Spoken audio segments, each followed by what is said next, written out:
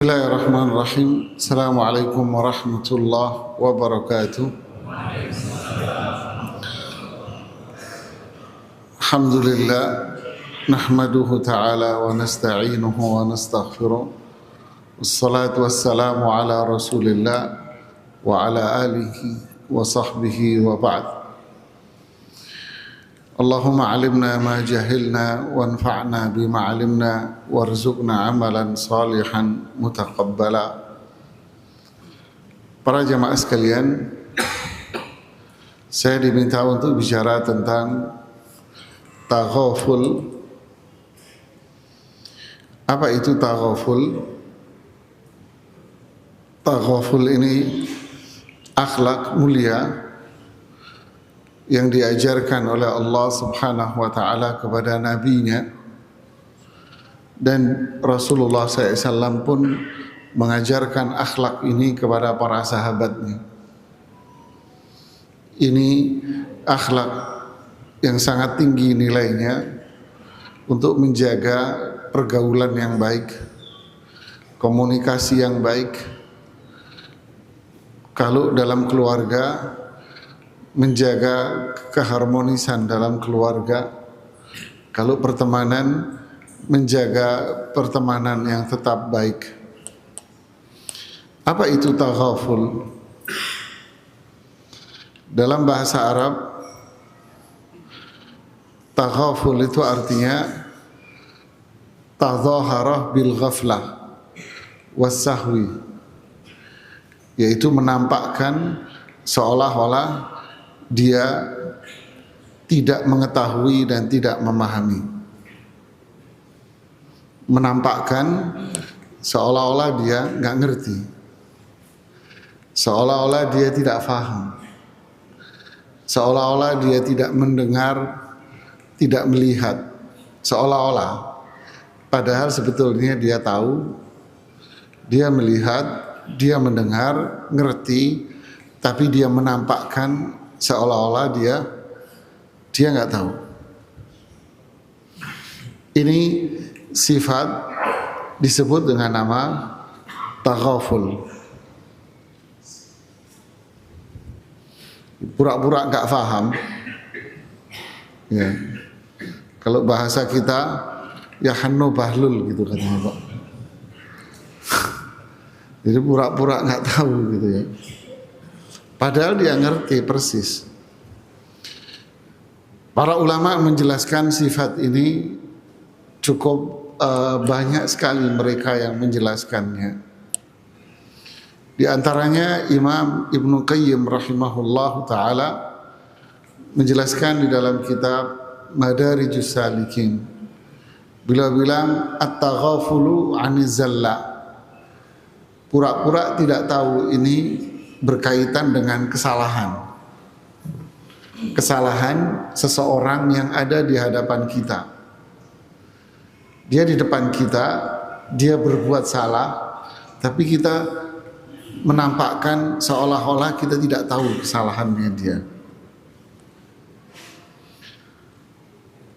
Annahu idza ra'a min ahadin zalla lam yujib alaihi syar'u akhdahu biha adhara annahu lam yaraha.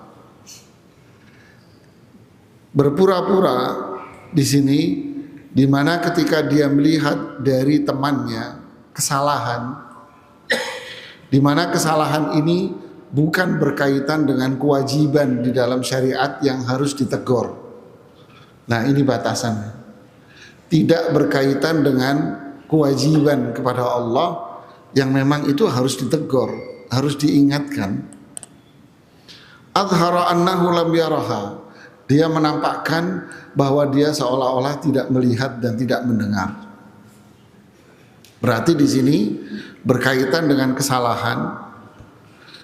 Yang kedua, kesalahannya tidak berkaitan dengan kewajiban dia sama Allah. Tidak berkaitan dengan kewajiban dia kepada Allah. Maksudnya tidak berkaitan dengan perkara yang haram.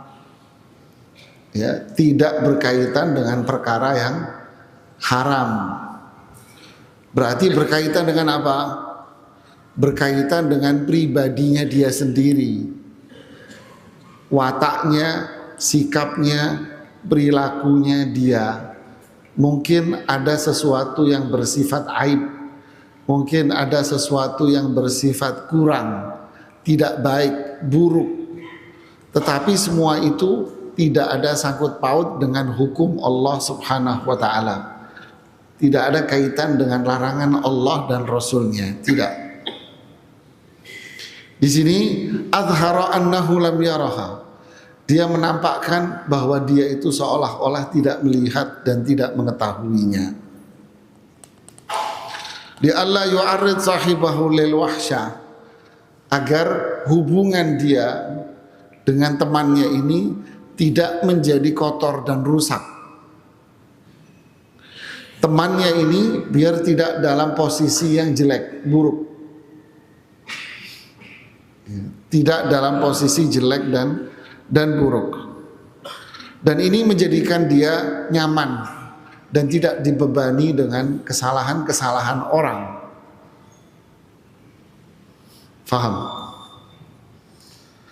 Diambil contoh di sini oleh Imam Ibnu Qayyim, kisah dari Abu Ali Ad-Daqqaq rahimahullah ta'ala, bercerita, ja'at imra'atun sa'alat Hatim an mas'alatin. Ada seorang perempuan datang menemui seorang ulama yang hidup di abad ketiga, namanya Hatim bin Anwan bin Yusuf al-Balkhi, seorang ulama besar di zaman itu. Perempuan ini ingin bertanya. Fattafaqa annahu kharaja minha sautun fi tilkal hala. Ketika perempuan ini menghadap Hatim bin Anwan al-Balkhi, di hadapan beliau, mohon maaf, terdengar suara dari perempuan ini, maksudnya kentut. Ini perempuan ini kentut di depan Imam Hatim al-Balkhi. Fakhajilat, perempuan ini menjadi salah tingkah, malu sekali dia kentut ya, apalagi perempuan ya. Faqala Hatim, lalu Hatim al-Balkhi mengatakan, irfa'i sautak, suaramu yang keras kalau ngomong. Fa'auham annahu asam. Akhirnya perempuan ini, beliau memberikan kesan kepada perempuan ini. Imam Hatim memberikan kesan kepada perempuan ini bahwa Imam Hatim ini agak tuli, rahimahullah rahmatan wasi'ah.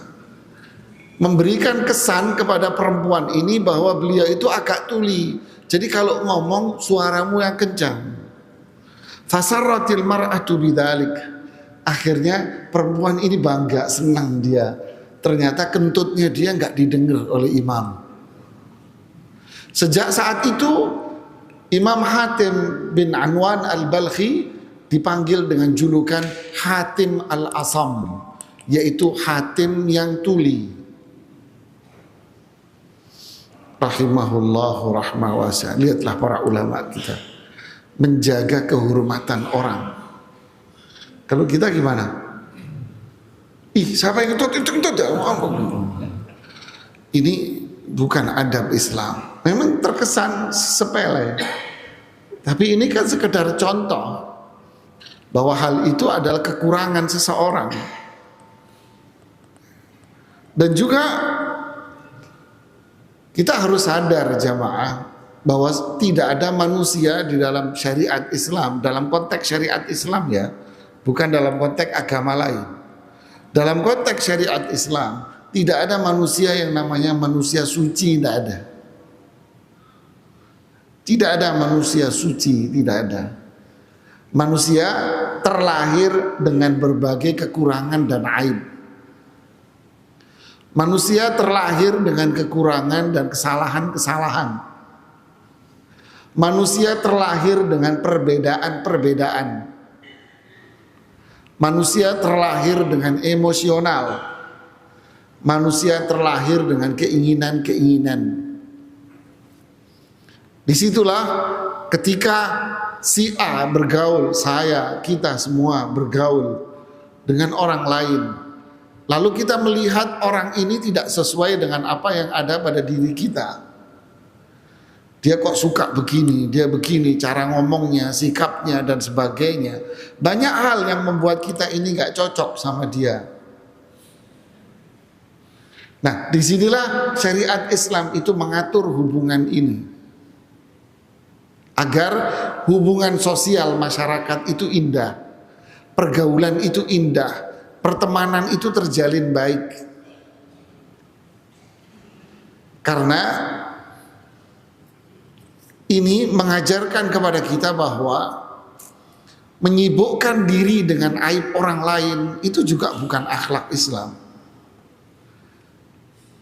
Allah Subhanahu wa taala mengatakan di surat Al-Hujurat, "Ya ayyuhalladzina amanu ijtanibu katsiran minadh-dhann inna ba'dadh-dhanni itsm wa la tajassasu." Wahai orang-orang yang beriman, jauhkan dari diri kalian itu prasangka-prasangka buruk. Prasangka-prasangka, karena kebanyakan prasangka itu buruk, dosa. Kemudian yang kedua, wala tajassasu, dan jangan jadi orang yang suka mencari kesalahan orang lain. Anda, kita, saya, kalau mencari kesalahan orang lain, pasti akan menemukan 100 keranjang kesalahan Anda. Kita akan menemukan banyak sekali kesalahan-kesalahan pada diri saudara kita. Dan ingat, manusia yang memandang orang lain dengan kesalahan, sebetulnya kesalahan dia jauh lebih banyak daripada kesalahan saudaranya. Dia harus menutupi kesalahan dirinya dengan cara memandang kesalahan orang lain. Ini bukan akhlak Islam. Setiap orang pasti akan memiliki kesalahan. Kita hidup ingin mencari dan bergaul dengan orang yang tidak punya kesalahan, sakit jiwa orang ini, Pak. Silahkan Anda hidup di bumi manapun, mau tinggal di tengah hutan, Anda tidak akan menemukan orang yang seperti itu. Kita akan hidup dengan orang yang di hadapan kita yang memiliki banyak aib dan kesalahan, kekurangan, tidak cocok dengan diri kita, gak selaras dengan diri kita. Ini prinsip yang harus kita sadari, Pak. Yang kedua, ketika ini berurusan dengan duit dan harta, kita seringkali melupakan kesalahan orang. Contoh, seorang pedagang di toko, ketika datang seorang pembeli yang cerewet, bawel, banyak omong, nawar, luar biasa nawarnya, si pedagang tetap senyum dan melayani dengan baik, seolah-olah yang datang itu seorang malaikat yang bawa duit. Dia pura-pura bego bin bahlul atas kesalahan. Kenapa? Karena konteksnya saat itu adalah dia akan datang membawa fulus. Begitu pula restoran, ketika datang pelanggan dia yang cerewet, "Pak, ini kok rasanya begini, ini kurang ini kurang gini." "Ya Pak, mohon maaf Pak, kami ganti Pak." Dia rela untuk mengganti makanan itu, rugi dia. Dia akan melupakan apa yang terjadi pada pelanggannya itu. Kenapa? Lagi-lagi duit yang bikin orang itu terbelenggu dan harta. Tapi ketika konteksnya, konteks uang dan harta itu tidak ada, maka kita akan menjadi auditor, Pak. Kita akan pelototi dari ujung rambut sampai ujung kaki. Baru ketemu saja sudah langsung dikritik. Baru ketemu, baru kenal, langsung dikritik. "Anda ini begini ya, Anda begini ya, Anda begini ya." Langsung dikritik, dihantam. Jamaah, ini bukan akhlak Islam. Ini Rasulullah SAW tidak mengajarkan kita menjadi manusia yang sok suci. Di sini ada ungkapan dari imam, seorang tokoh mazhab Hambali, namanya Imam Ibnu Aqil Al-Hambali, ahli fikih, ahli nahwu. Bila mengatakan wa min makarimil akhlaqi at-taghaful an zuhuri masawi'il nas. Termasuk akhlak yang mulia adalah sifat taghaful, pura-pura enggak tahu atas kekurangan keburukan orang lain. Wa ma yabdu fi ghafalatihim, dan yang muncul pada kesalahan-kesalahan dirinya. Bisa berupa auratnya dia yang terbuka, bisa berupa dia kentut, kata beliau. Wa man sami'a dzalika falyudhhir taras awil laum awil ghafla. Siapa yang melihat keburukan pada saudaranya, hendaknya dia pura-pura enggak ngelihat aja. Jangan ditertawain, Mas. Wah, itu Ini bukan akhlak Islam, Mas. Para ulama kita mengatakan akhlak ini umum buat dengan siapapun dari diri kita, dengan orang lain, siapapun itu. Ibarat orang yang hobi bunga mawar, dia akan melihat keindahan mawar itu ketika mereka, Mas. Dia melupakan duri yang ada di bawahnya. Kalau dia melihat tajamnya duri, tidak ada orang suka nanam mawar. Enggak ada orang mau jualan mawar, Mas. Karena yang dilihat durinya. Tapi karena orang melupakan durinya, sehingga mawar itu terlihat indah sekali dan mahal. Begitu pula kalau orang melihat tajamnya duri pada buah durian, tidak ada orang mau nanam dan jualan buah durian, Pak. Padahal kalau kita lihat di pasar, orang nurunin durian dari truk ke bawah dilempar, Pak. Orang tidak melihat tajamnya durian itu. Yang dilihat hanya apa? Keindahannya aja, manisnya. Begitulah seterusnya, Pak, dalam kehidupan kita. Kalau kita memandang orang dari kesalahan, maka kita tidak akan bisa hidup. Karena kita bukan hidup di depan malaikat dan bidadari dari surga, Pak. Sehingga akhlak ini sangat dibutuhkan, lebih dibutuhkan pada kehidupan suami istri dan kehidupan keluarga. Seorang laki-laki datang menemui Syekh Abdul Aziz Ibn Baz rahimahullah ta'ala, mengeluhkan istrinya. Istri saya begini ya Imam, istri saya begini, begini dan begini. Jawaban beliau apa? Pulanglah, karena kamu tidak menikah dengan bidadari dari surga, dan kamu bukan sosok malaikat yang suci dari kesalahan. Sudah, pulang sana.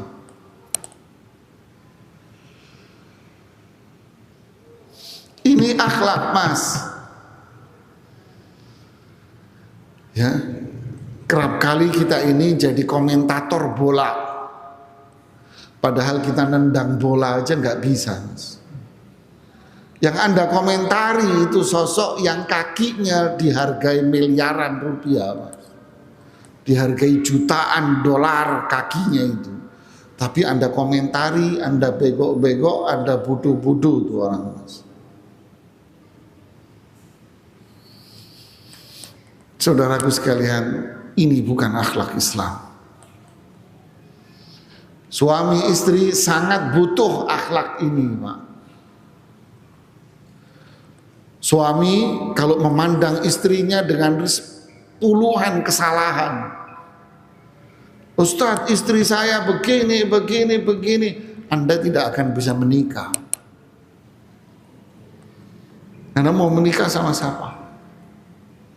Perempuan juga begitu. Ustadz, suami saya begini, suami saya pengkhianat, suami saya pembohong, suami saya selingkuh, suami saya begini, suami saya begini. Anda mau kawin sama siapa, Mbak?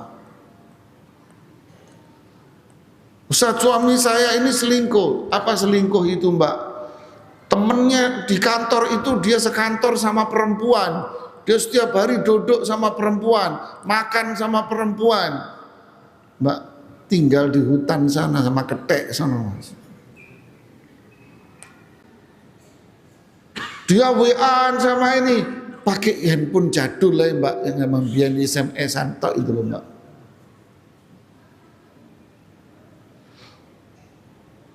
Ustadz, suami saya itu pembohong. Apa pembohong? Punya duit nggak cerita sama dia.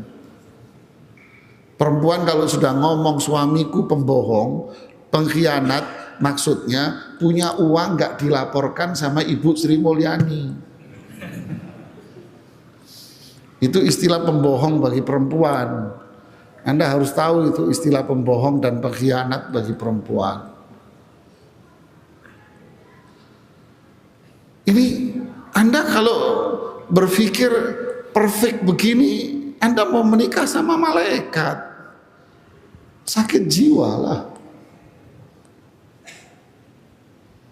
Ustadz, saya mau menceraikan suami saya karena begini. Silahkan ceraiin suamimu. Kalau Ustadz begitu lah, yang minta ceraikan Anda. Cerai aja sono. Terus habis cerai Anda mau kawin sama siapa? Sama laki-laki juga kan? Iya. Terus bedanya apa suamimu yang sekarang dengan laki yang baru? Anda bukan mau menikah sama ponakan malaikat Jibril. Tidak ada ponakan malaikat Jibril. Begitu semua suami istri memandang istrinya dengan kesalahan-kesalahan yang beribu. Anda nggak bisa hidup, Mas.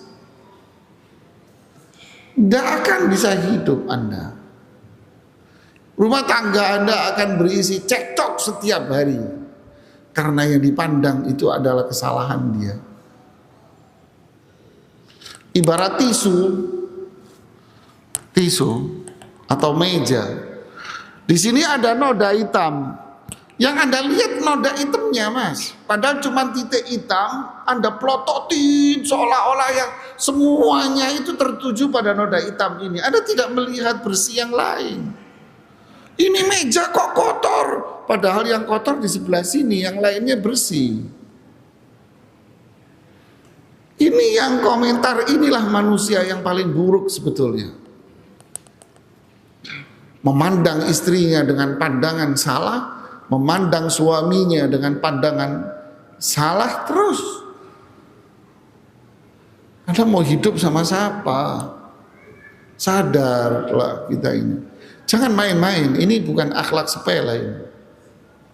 Memang ada di dalam Al-Quran, Ustaz, tentang cerita ini. Ada.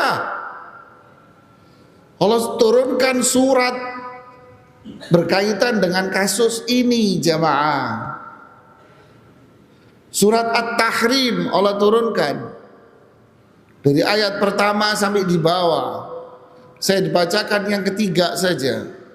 Wa id asarran nabiyyu ila ba'di azwajihi haditha. Ketika Nabi SAW menyembunyikan satu berita berkaitan dengan istrinya. Tuh.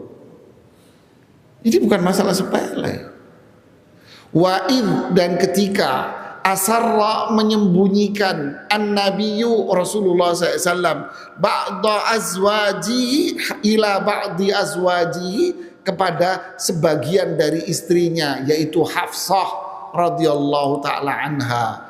Haditha, informasi-informasi. Allah tahu apa yang dilakukan oleh Hafsah. Rasulullah SAW tahu yang dilakukan oleh Hafsah. Wahyu dari Allah. Tapi Rasulullah SAW sembunyikan semua kesalahan itu. Falamma nabba'at bihi wa adharahu Allahu alaih. Ketika Hafsah membuka rahasia itu, wa adharahu Allahu alaih, dan Allah mewahyukan kepada Rasulullah SAW bahwa Hafsah membuka rahasia kamu, arrafa ba'dahu wa a'rada an ba'd. Rasulullah SAW hanya menegur satu saja, sisanya dilupakan sama Rasulullah SAW.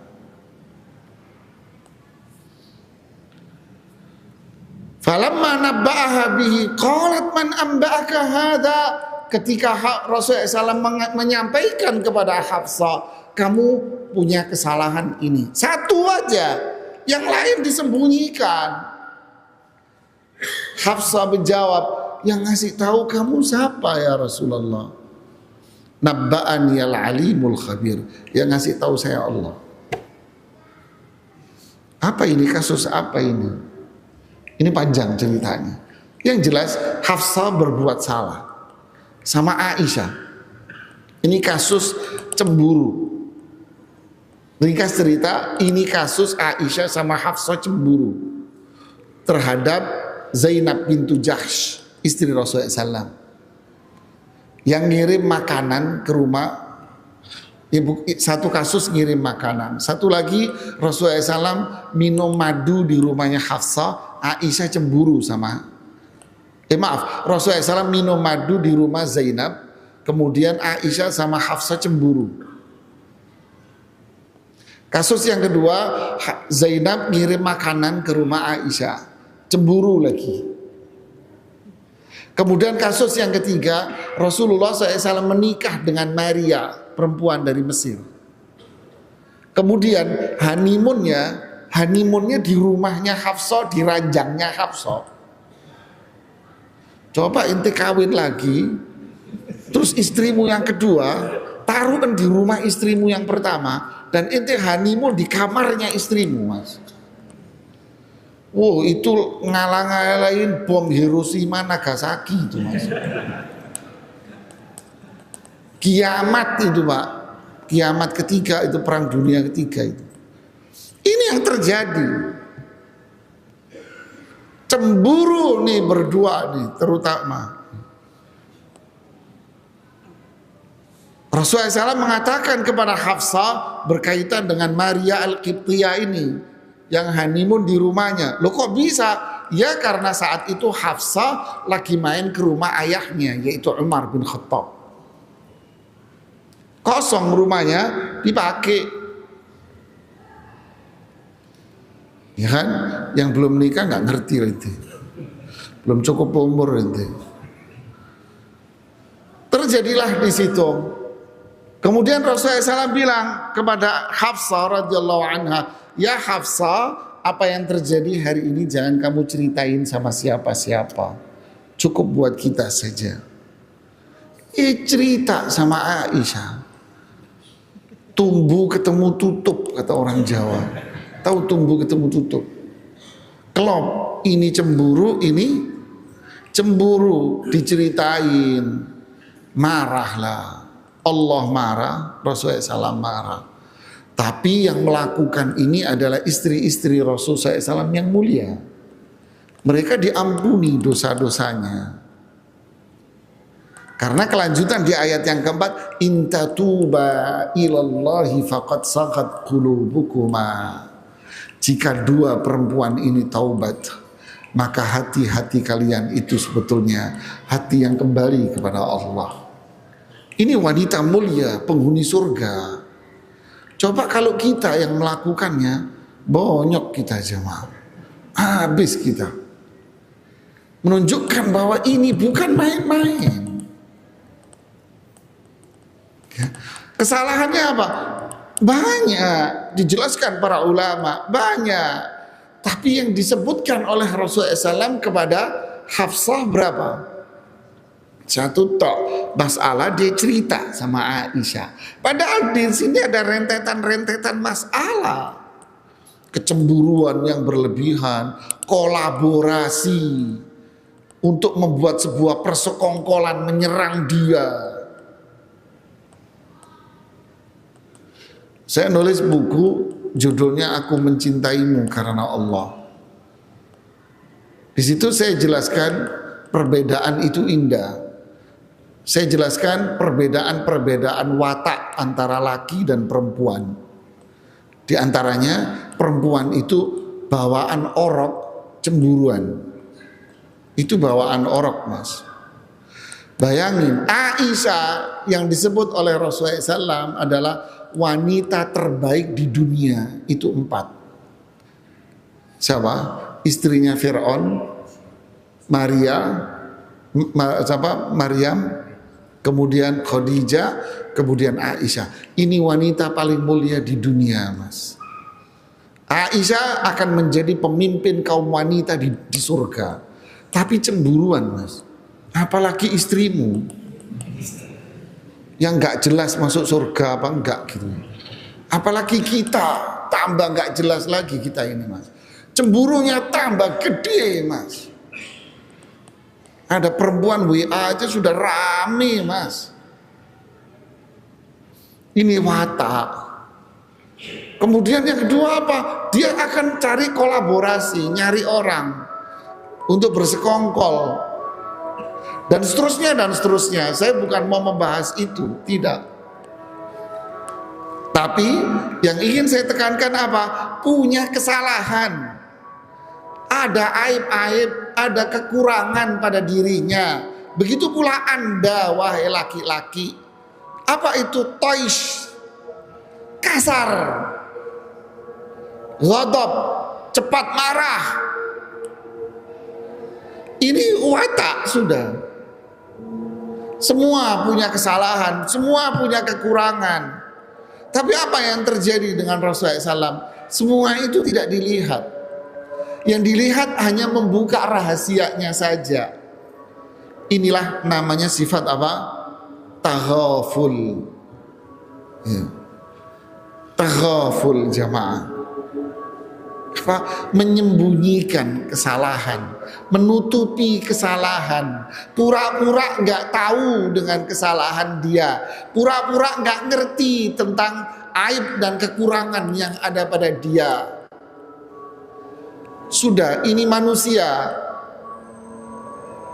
Senyum itu intinya. Kalau setiap kekurangan yang pada istri Anda, pada suami Anda komentari, hidupmu capek hanya mengomentari kekurangan, karena setiap jam kita ini berbuat salah, Mas.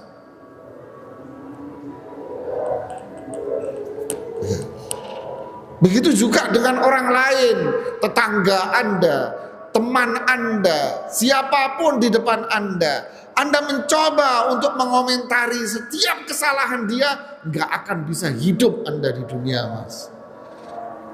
Karena kita tidak hidup dengan manusia suci, tidak ada.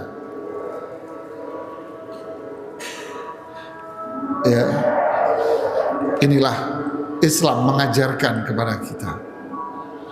Seorang ulama bercerita di zaman Imam Ahmad, namanya Muhammad bin Abdullah Al-Khuzai. Beliau bercerita demikian, saya mendengar Utsman bin Zaidah berkata, al-afiyatu asyratu ajza. Al-afiyah maknanya keselamatan. Hidup kita ini selamat, tentram, damai, nyaman, bahagia. Itu ada 10 poin bentuk kebahagiaan. Biar hidup kita ini nyaman, tentram, damai, gak capek, enak, senyuman terus. Ada 10 poin kata beliau. Tis'amin hafid taghaful. Nomor 1 sampai nomor 9, apa itu? Taghaful. Semuanya apa? Pura-pura bahlul dari kesalahan orang Anda. Pura-pura gak tahu dari kesalahan orang. Yang lainnya baru itu. Ucapan Utsman bin Zaidah ini disampaikan kepada Imam Ahmad. Imam Ahmad menjawab, kurang itu jawabannya. Justru keselamatan, kebahagiaan itu memang ada 10 poin, tapi semuanya itu ada pada sifat taghaful. Pura-pura nggak tahu atas kesalahan orang. Berarti keselamatan, kedamaian, ketentraman, kenyamanan dalam keluarga, anak, berteman, bergaul, itu apa? Pura-pura nggak tahu atas kesalahan, kekurangan, aib pada diri dia. Anda akan hidup nyaman.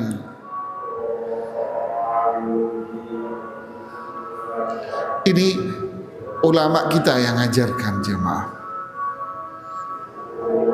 Imam Syafi'i rahimahullah mengatakan, al-kayyis al-aqil, orang yang cerdik adalah orang yang memahami kondisi, memahami situasi. Wal fatidul mutaghafil, siapa orang yang cerdas itu? Orang yang cerdas adalah fatin, orang yang bisa membaca apa yang ada di sekitar dia, lalu dia taghaful, dia pura-pura nggak tahu, padahal dia ngerti banget.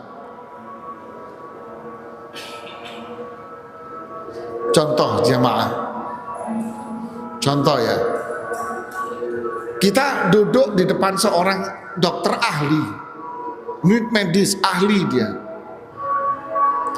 Ketika kita duduk sama beliau, kita ngobrol, interaksi.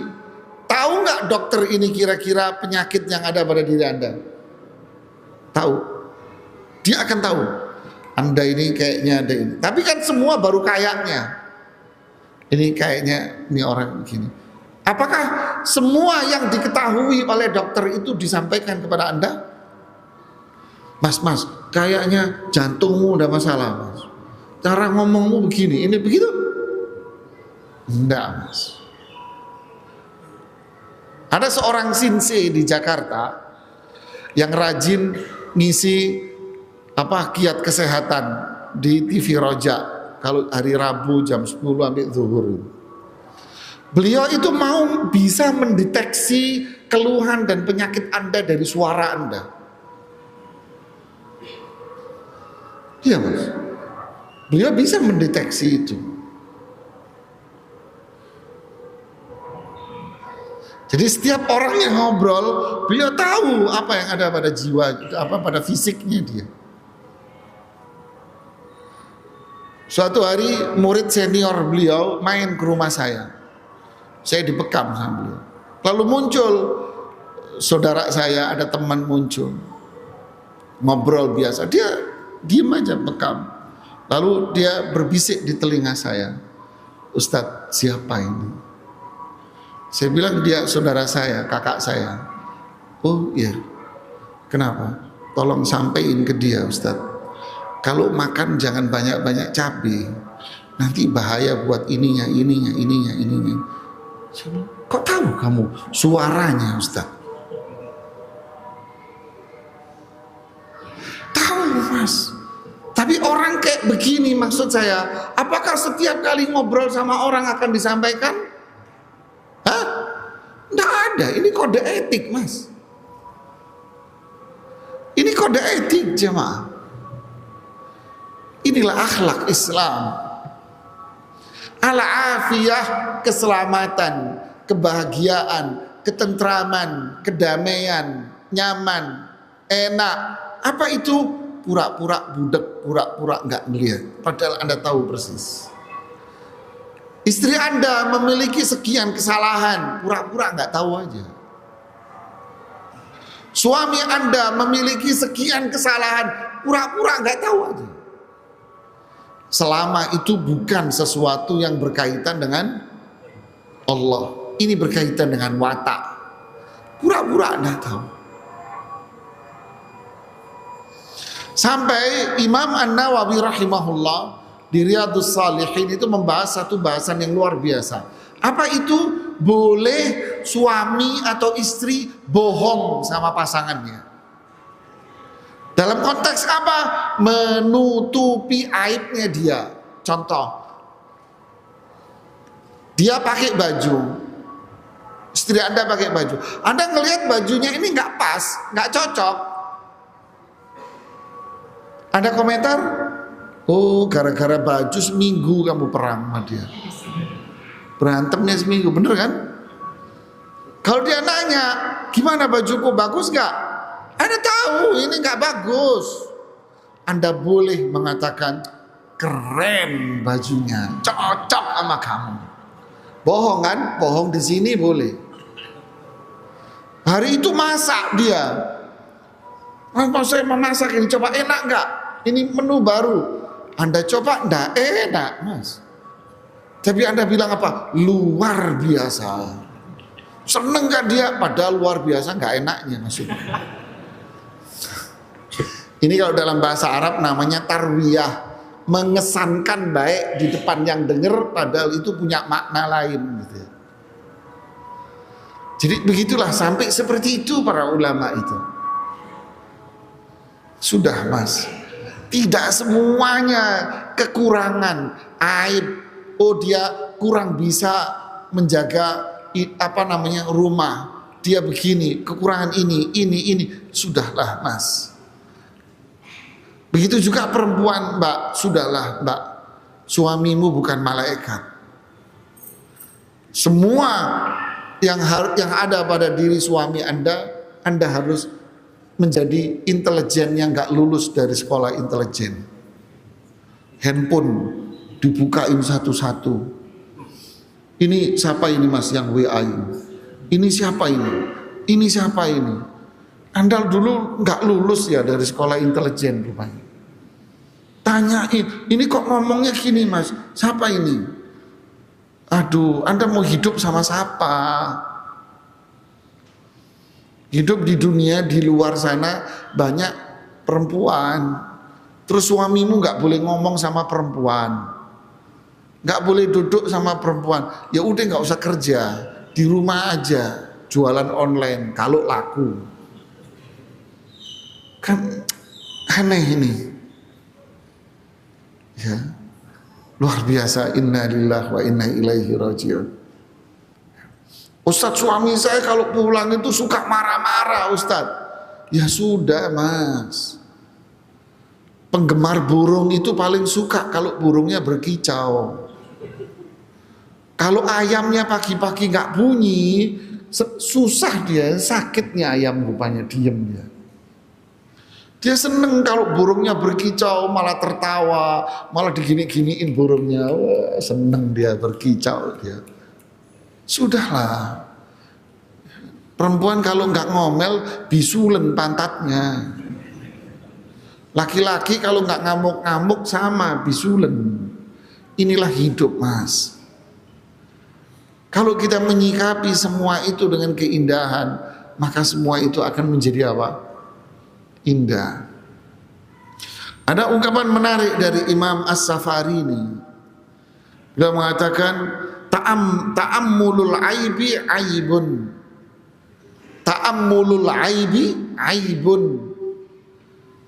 Mengamati, melihat, ngoreksi, nyari-nyari kesalahan itu sendiri kesalahan Mas.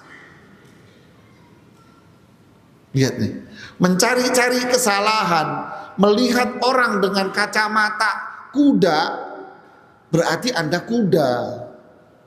Aib juga. Faham tidak maksudnya? Ini kekurangan juga gitu loh. Anda mau ngoreksi orang, tapi Anda sendiri salah. Falaula taghaful. Yang paling tepat apa? Taghaful, pura-pura nggak tahu. Kenapa? Ini aib, ini biasalah. Orang punya kekurangan, kesalahan. Sekali lagi, selama itu tidak berkaitan dengan kewajiban kita dengan Allah. Qala ba'dul hukama, kata Imam Safarini, orang-orang bijak pernah mengatakan, al-aqilu huwal hakimul mutaghafil. Orang yang berakal adalah orang yang mutaghafil, pura-pura tidak tahu atas kekurangan pasangannya. Qila li ba'dil arifin, dikatakan kepada orang yang berilmu, para ulama, mal muru'ah, apa itu muru'ah? Bahasa Indonesianya marwah. Apa itu marwah? Kemuliaan, kewibawaan seseorang. Taghaful an zallatil ikhwan. Kewibawaan itu adalah ketika Anda pura-pura nggak tahu kesalahannya dia. Kira-kira akhlak seperti ini bikin keluarga apa jamaah? nyaman semua akan indah. Sama dengan anak Anda, mandangin anak itu dengan pandangan kayak dari ujung rambut sampai ujung kaki salah semua. Salah terus. Tapi kalau memandangin orang seolah-olah orang ini malaikat, tak ada kesalahannya. Ini gak paham, ini luar biasa setan dalam menggoda manusia. Inilah yang menjadikan banyak konflik keluarga itu akhirnya tidak bisa dibendung, jemaah. Tidak bisa dibendung, akan merembet kemana-mana nanti kasusnya. Ya. Inna lillahi wa inna ilaihi raji'un. Inilah indahnya Islam. Ini indahnya syariat. Ya. Aisyah punya kesalahan, tapi Rasulullah SAW selalu tersenyum dengan kesalahannya. Hafsah punya kesalahan. Bahkan dalam satu riwayat, Hafsah itu pernah dicerai oleh Rasulullah SAW. Pernah dicerai. Setelah menceraikan Hafsah, Rasulullah SAW ke masjid, duduk merenung di masjid, bukan ke kafe, ke masjid beliau. Duduk merenung, mencari yang tenang, pikiran di masjid beliau. Umar menemui putrinya, Hafsah menangis. Umar mengatakan, kan saya sudah bilang waktu pertama kamu menikah dengan Rasulullah SAW, jangan bermasalah sama Aisyah, jangan gesekan sama Aisyah. Kenapa? Karena Aisyah jauh lebih mulia dari kamu. Karena bapaknya dia jauh lebih mulia dari bapakmu. Jangan bermasalah. Ini luar biasa. Merendah. Nangis Hafsah. Sudah, kamu nikmati sendiri kesalahanmu. Ikut-ikutan cemburu kamu. Deh, tak lama Jibril turun kepada Rasulullah SAW. Lalu Jibril mengatakan, ya Muhammad, wahai Muhammad, Allah menyuruh kamu untuk rujuk kepada Hafsah. Jibril menyebut nama Hafsah. Dan Allah berfirman, Hafsah, Allah mengatakan, Hafsah wanita yang ahli ibadah. Langsung beliau bangun dan pergi ke rumahnya Hafsah dan mengatakan, Allah menyuruhku untuk rujuk sama kamu, wahai Hafsah. Allah bilang, kamu adalah wanita mulia. Itu Hafsah. Nah kalau kita yang bisikin siapa? Setan. Inilah jamaah. Ya. Dalam dunia politik, memandang presiden sosok yang bangun tidur sampai tidur lagi salah semua. Ya. Duduk dengan politikus. Nih, mohon maaf nih, politikus kelas kakap, jangan dipotong loh yang ini ya, biarin. Kalau ente potong jadi rame. Duduk dengan para politikus kelas kakap, dikritik habis katanya. Dalam hati saya, lo kemarin ngapain? Iya tidak. Lah Anda kemarin jadi pimpinan kemana aja? Gak kelar jemaah. Menteri, gubernur, Anda cari-cari kesalahan, Anda akan menemukan 10 truk kesalahan dia jemaah. 10 truk kesalahan dia. Siapa lagi? DKM masjid. Anda cari kesalahan DKM masjid, akan menemukan 10 keranjang kesalahannya dia. Anda mencari ustadz, kesalahan ustadz, Anda akan menemukan kesalahan dia banyak. Anda kerja sama orang, kamu akan cari kesalahan tuh bosmu, Anda akan menemukan sekian kesalahan dia. Terus suami, istri, ayahmu, Anda mau hidup kemana? Sadar kita ini. Ini akhlak mulia. Seorang preman datang nemui saya. Rambut panjang, bertato. Ketika nemui saya dikuncir. Bawa anaknya perempuan kecil. Duduknya ya gaya preman. Pak Ustadz, saya dikasih tahu teman kalau di masjid ini bisa konsultasi. Ya gimana bang? Gini, 25 tahun saya tidak pernah komunikasi sama bapak saya. Sakit hati saya sama bapak saya. Sejak itu saya tidak pernah komunikasi, sudah 25 tahun. Gini cerita sana kemari, saya dengerin aja. Selesai itu saya jawab, bang, ini putrinya siapa bang? Putri saya. Kamu sayang nggak sama anakmu? Sayang lah Ustadz. Kamu rawat dia? Iya Ustadz. Ketika dia dewasa, dia pergi meninggalkan Anda karena dia melihat 1-2 kesalahan Anda menjadikan dia benci sama Anda. Dia melupakan semua kasih sayangmu sama dia. Dia melupakan semuanya. Yang dia lihat adalah Anda salah di sini sama ini. Lantas Anda ditinggalkan sama putri kesayangan Anda. Bagaimana perasaan Anda? Saya kecewa Ustaz. Saya sedih. Dia orang yang saya sayangi. Begitulah perasaan ayahmu mas.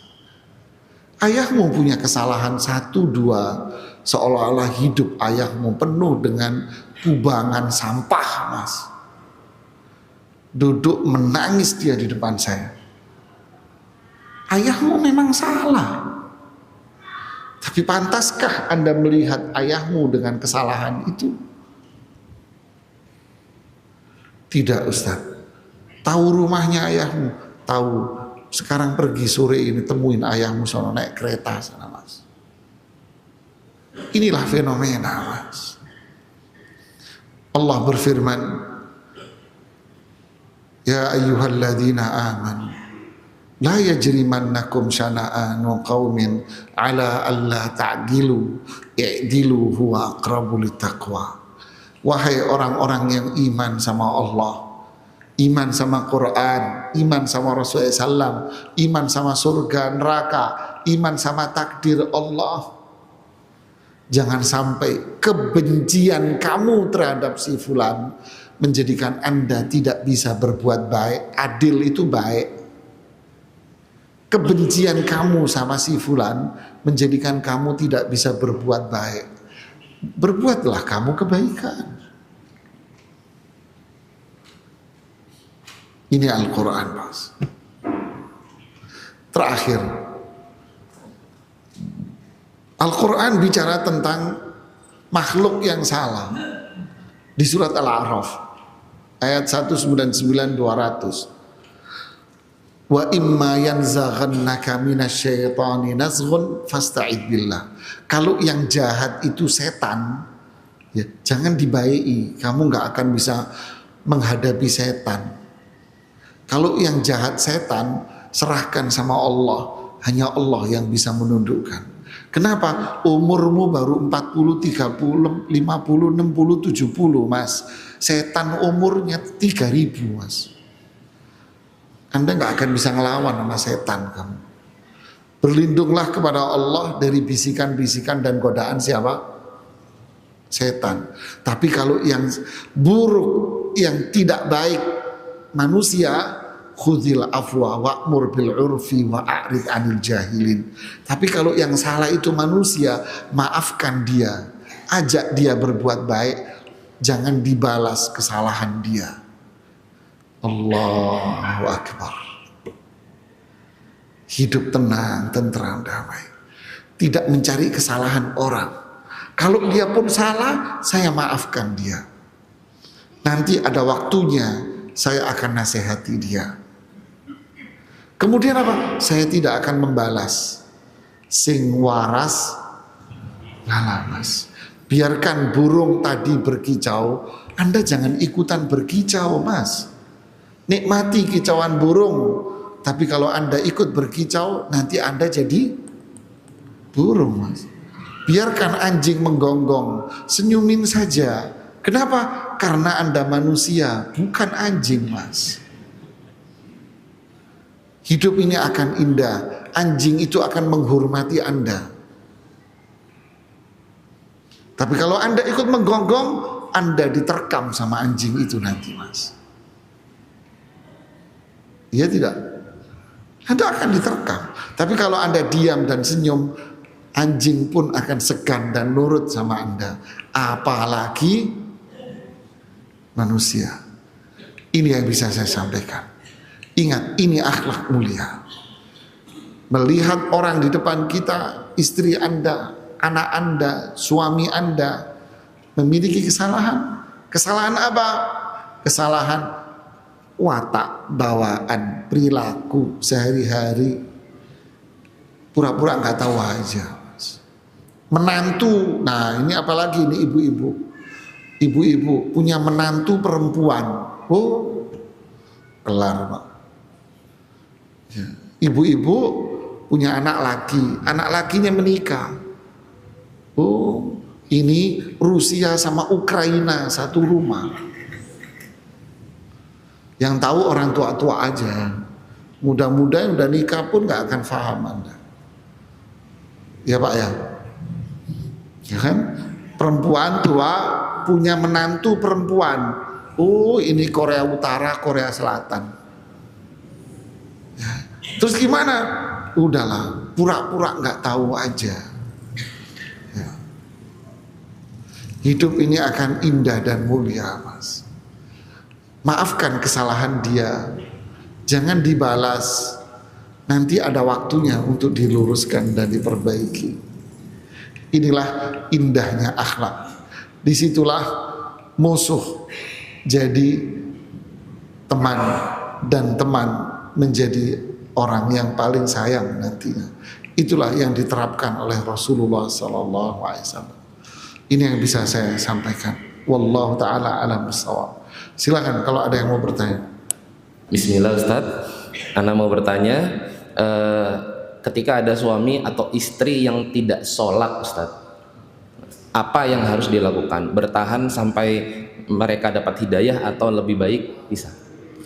Nah, kalau yang ini berkaitan dengan kewajiban kepada Allah, kita tidak bicara itu. Bahasan kita bukan yang ini.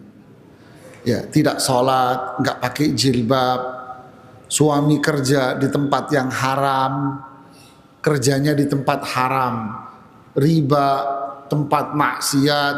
Ini jangan pura-pura bahlul, ini bahaya ini. Suaminya mabuk, narkoba, main judi, judi online dan sebagainya. Ini jangan pura-pura kakak ngerti. Ini bahaya, ini bencana ini. Ya, apalagi sholat. Sholat itu kan tiangnya agama. Ya, jangan main-main dengan sholat Anda. Sekarang kalau tidak sholat suami atau istrinya, apa yang dilakukan?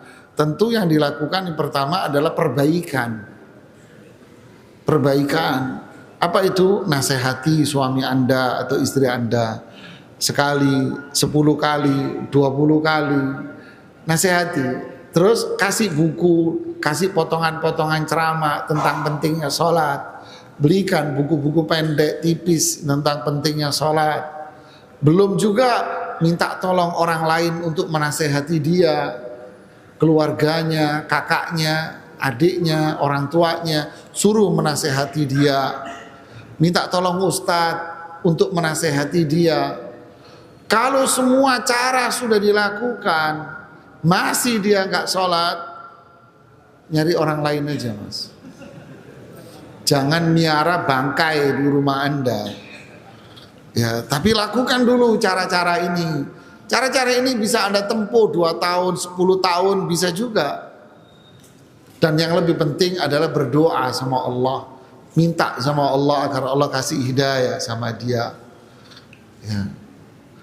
Masih saja, ya. Jangan baru sebulan, nah, belum apa-apa Mas. Bisa jadi 10 tahun, 15 tahun. Ada yang setelah itu baru suaminya sholat, istrinya baru sholat. Setelah kapan? Setelah 10 tahun, setelah 15 tahun. Ada Pak, Setelah berapa Pak? Nggak tahu itu, setelah 40 tahun Pak. Serius, saya tidak ngarang. Setelah 40 tahun dia tidak sholat. Baru setelah umur 40 tahun, umurnya 60-an, 60 berapa tuh bapak nih, baru sholat Pak. Setelah beliau sholat, rajin sholat berjamaah di masjid, dapat 1 bulan wafat. Ya rezekinya dia kan. Nah ini kita nggak tahu hidayah di kapan gitu loh. Ya wallahu alam bissawab. Silakan Pak, saya yang ngasih ini sebentar, kasihan beliau. Ya sesepuh kita. Mic-nya.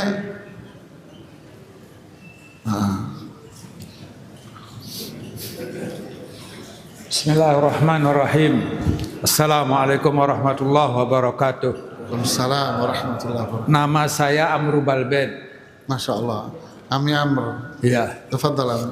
Jadi yang saya tanyakan, ada satu ayat yang artinya bahwa sesungguhnya istri dan anak-anakmu itu musuh.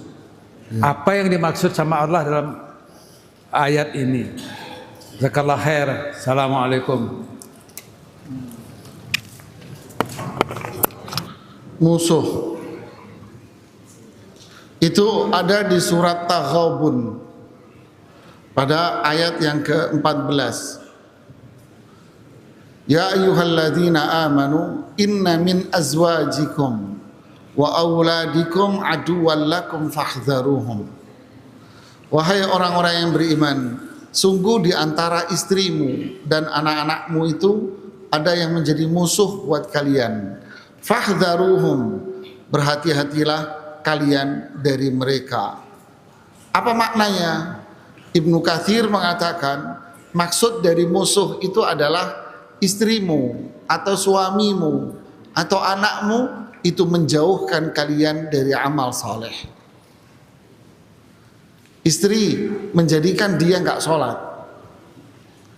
Istri menjadikan dia tidak berbakti sama orang tuanya. Kenapa? Itu tadi, karena kecemburuan istri dengan orang tua suami. Mohon maaf, ini kalau di Jakarta ya, perceraian di antara perceraian terbesar itu adalah kecemburuan istri dengan orang tua suami. Ini penyebab banyak perceraian di kota besar, termasuk di Jakarta. Jadi menikah dengan model perempuan ini, karena cintanya dia sama perempuan ini, menjadikan perempuan ini apa? Menjadikan suaminya melupakan orang tuanya. Jarang lagi ketemu komunikasi. Kenapa? Karena setiap dia telepon orang tuanya, setiap dia kirim duit ke orang tuanya, setiap dia datang ke orang tuanya, istrinya, harimnya cemburu nih. Ngamuk harimnya. Ini musuh ini. Sholat, ya aduh ntar dulu, nanti dulu, kita lagi ngobrol asik kok kamu mau sholat. Nanti aja dulu, kan waktunya masih panjang. Sedekah, dia gak boleh ini suaminya sedekah. Kita ini masih banyak kebutuhan, kamu masih ngirim sono, sedekah sana, sedekah sana. Jadi yang dimaksud musuh di sini apa? Mencegah dia untuk beramal saleh. Sampai ada satu dari mereka itu bilang sama saya, Ustadz, maaf Ustadz, masa anak-anak kita disuruh pakai jilbab, pakai baju yang gombrong-gombrong? Kalau anak kita suruh pakai baju yang gombrong-gombrong panjang, kagak laku kawin, Ustadz. Sampai ngomong begitu, Ami. Saya jawab, oh Anda pengen cepet laku? Ya iyalah, gampang. Saya bilang apa? Suruh pakai celana dalam sama BH di luar sono. Ya sekalian kan nih, sekalian kan, rusak-rusak kamu. Mukanya merah, ya bukan begitu maksud saya. Makanya yang nanya yang benar. Nah ini yang begini-begini ini, anaknya tidak boleh pakai jilbab, dihalangi, dicegah. Ini namanya istri anak jadi musuh buat orang tuanya, bagi orang tuanya. Fahdharu, hati-hati kamu dengan ini. Maksudnya hati-hati itu dicerai? Tidak. Perbaikan dulu, sama seperti yang saya bilang tadi. Nasihati, ingatkan dia. Kita harus tegas. Ini urusan sama Allah, hukum. Ya, tegas dengan penuh santun, tetap. Masih saja begitu, ya cari harim lain, masih banyak. Ya, itu jawabannya nih. Barakallahu. Ini yang bisa saya sampaikan. Mohon maaf jika ada kekurangan, kesalahan dari diri saya sendiri. Subhanakallahumma bihamdik, asyhadu an la ilaha illa anta, astaghfiruka wa atubu ilaik. Assalamualaikum warahmatullahi wabarakatuh.